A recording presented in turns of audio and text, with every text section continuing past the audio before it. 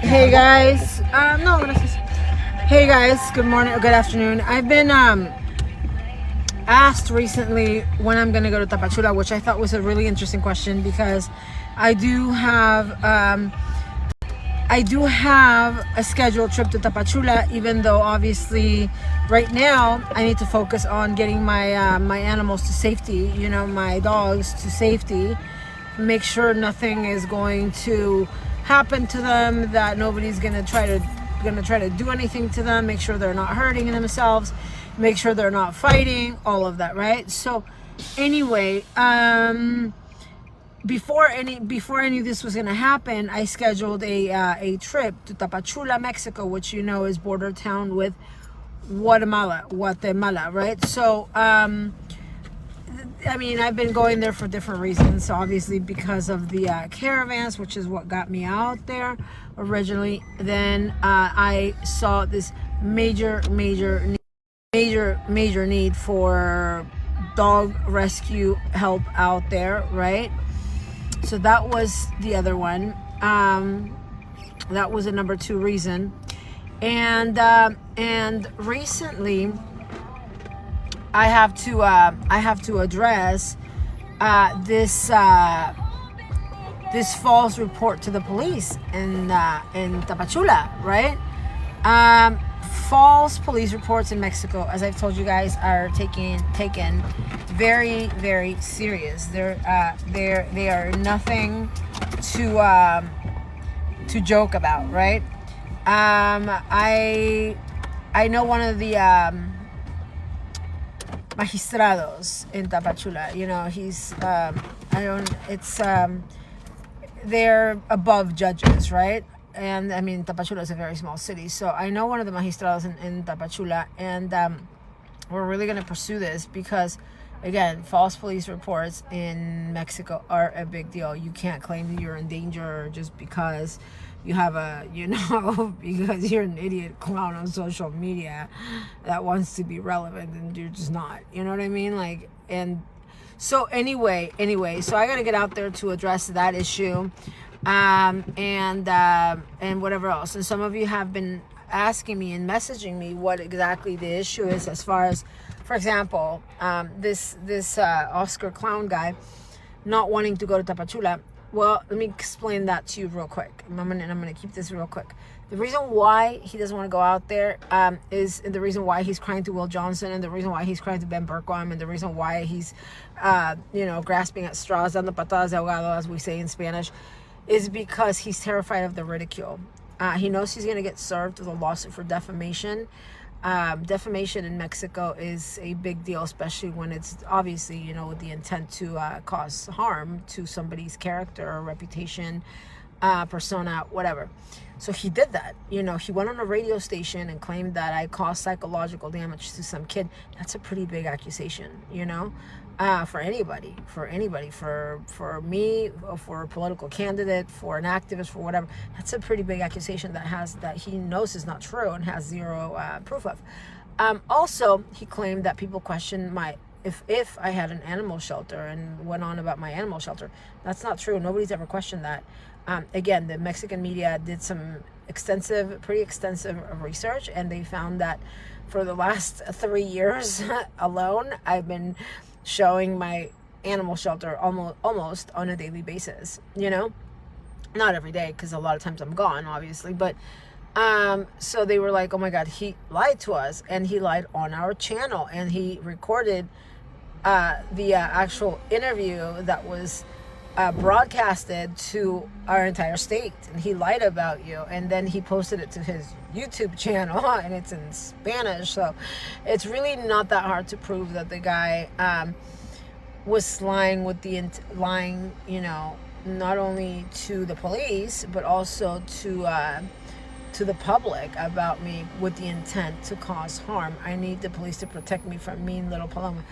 Again, and it's not, again, those orders, Baldy, as you know, they are meant for, they are intended to protect reporters from people who want to shut them up, basically. People who, like, sometimes it happens with the left in America or just anywhere. Like, say they are reporting on a criminal, right? They're reporting about a criminal, and so obviously they have their freedom of speech, the right to report.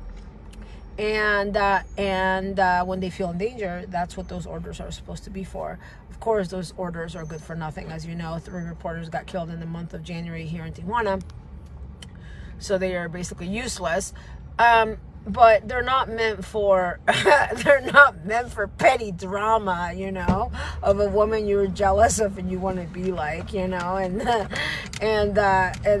he said, she said bullshit, and again, when the fiscal sees this, and of course, I'm as Mexican can get. When the fiscal sees this, and I talk to him, especially, with one of my friends there, he's going to be like, what the hell is wrong with this man? So he's terrified of the ridicule more than anything. I mean, obviously, he should be aware of the fact that he has a lawsuit coming for defamation and all of that. But what he really cares about, one of the top thing that he really cares about is the public ridicule, because he knows that if he goes back to Tapachula, I'm about action, right? So obviously he's gonna get served, right? He's gonna get served because right, Baldy, how they've been chasing me around for the last 3 years to serve me.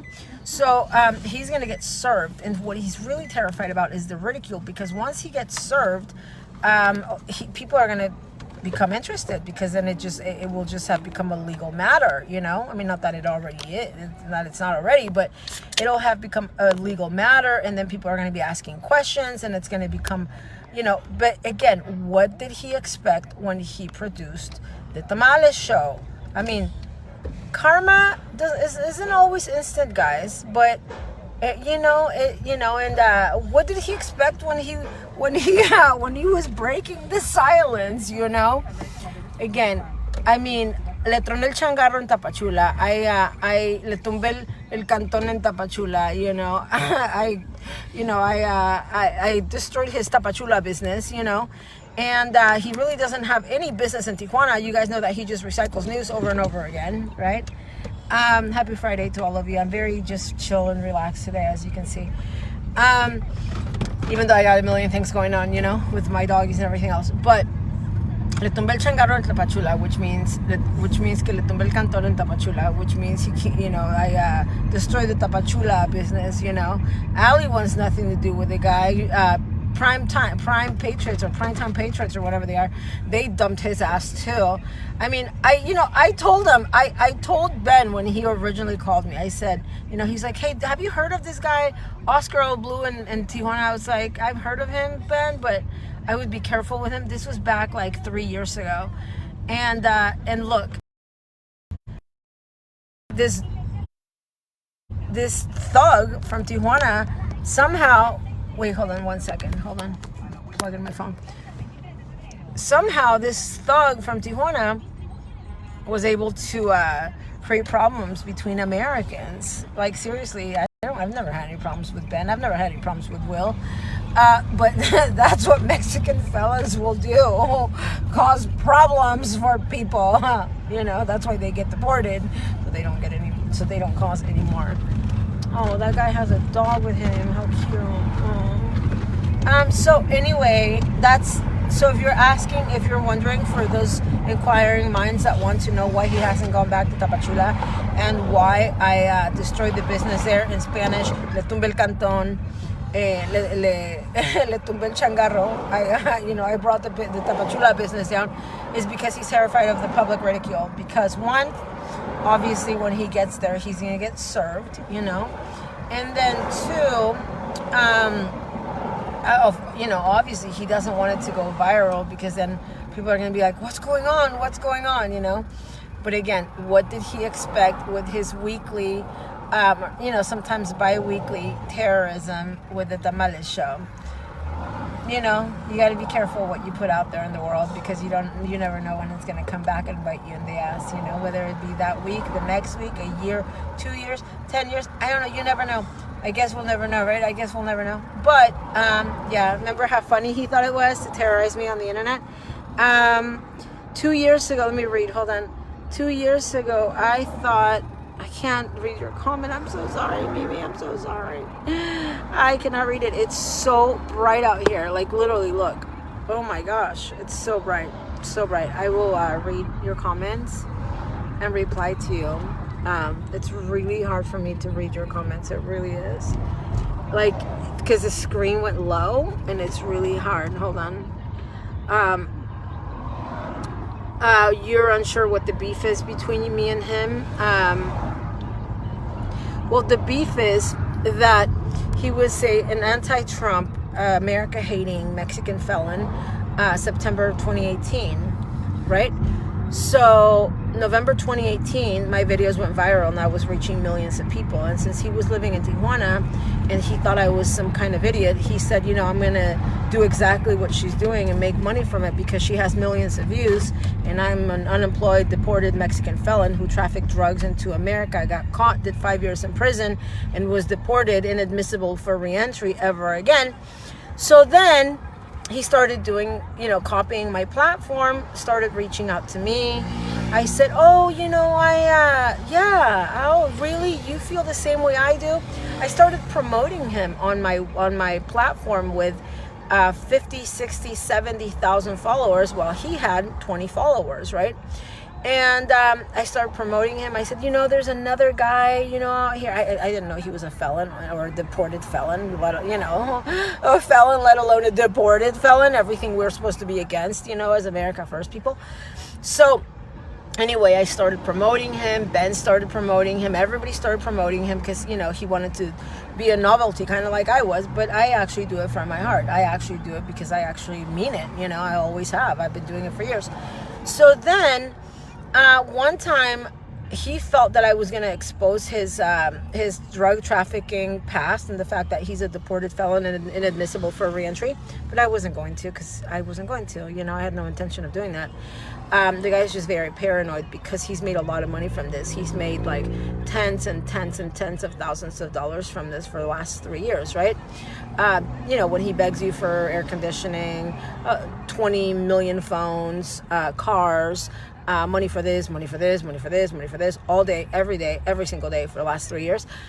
So then he knew, he was very paranoid because he felt if somebody, you know, found out about his past and who he really is, you know, people would stop donating money to him because that's really all he cares about, the money, right? So I wasn't going to expose him. So he made this entire video about me for like an hour and a half, talking like the biggest, you know, crap on me. I mean, for no reason, right? And because I never did anything to him. And so then that's when the feud started, because in his stupid mind, I was going to expose his drug trafficking, deported, inadmissible for reentry past, and the fact that he had done 5 years in prison for causing major crimes against America, for committing major crimes against America and American citizens as a Mexican. But I wasn't going to expose the fact that he spent 5 years in prison for trafficking kilos and kilos of methamphetamines over and over and over and over again and working with a Mexican cartel. I never did that. It was his paranoia, because criminals get paranoid, especially criminals that live off of scams the way he does. And you know, maybe he felt that I was going to expose the fact that he hates Trump and he hates America and he hates the wall.